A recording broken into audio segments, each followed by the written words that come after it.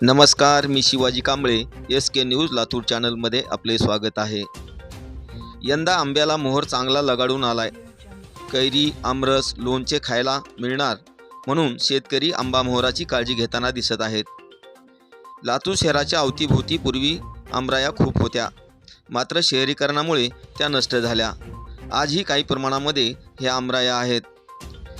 धनेगाव ते बोरी रस्त्यावर मांजरा नदीच्या काठी एक भले मोठे आंब्याचे झाड आहे. हे झाड मोहराने अक्षरशः लगाडून गेले आहे.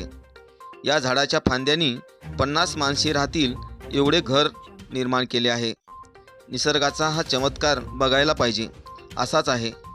लातूर वृक्ष चळवळीचे कार्यकर्ते, वृक्षप्रेमी सुपर्ण जगताप हे आपली सकाळ झाडांच्या सहवासामध्ये घालवतात. परवाची सकाळ त्यांनी अशाच एका मोहर आलेल्या आंब्याच्या झाडासोबत घालवली. पाहुयात या निसर्गाच्या किमयेची ही कहाणी.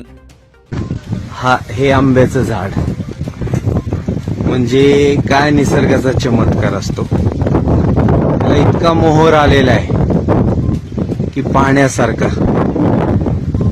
हे एक घरच झालेलं आहे आंब्याचं झाड. आज आपण निसर्गापासून इतके दूर झालेलो आहेत. आपण फक्त झाडांचे इव्हेंट करतो. निसर्गाला समजून घ्यायला पाहिजे, निसर्गाची ताकद समजून घ्यायला पाहिजे, निसर्ग जाणून घ्यायला पाहिजे.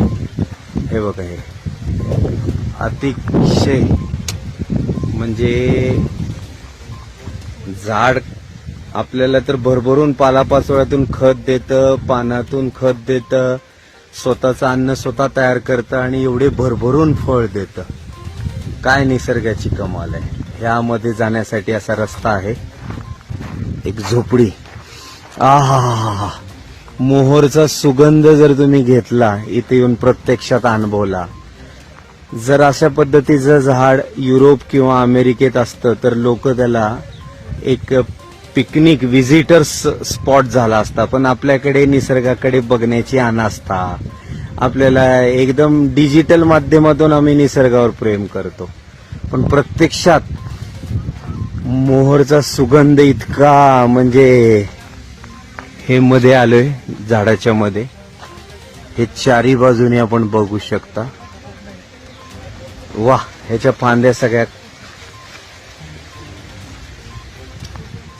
जमिनीवर. चारी बाजूनी एक घर तयार झालेलं आहे. 50 लोकांचं एक घर. निसर्गाची कमाल आहे, खरंच कमाल आहे. फार सुंदर. अशा पद्धतीचे झाडे जतन करायला पाहिजे.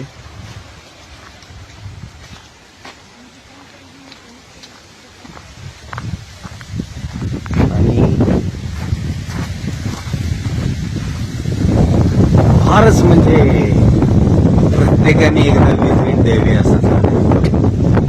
कमालीचं.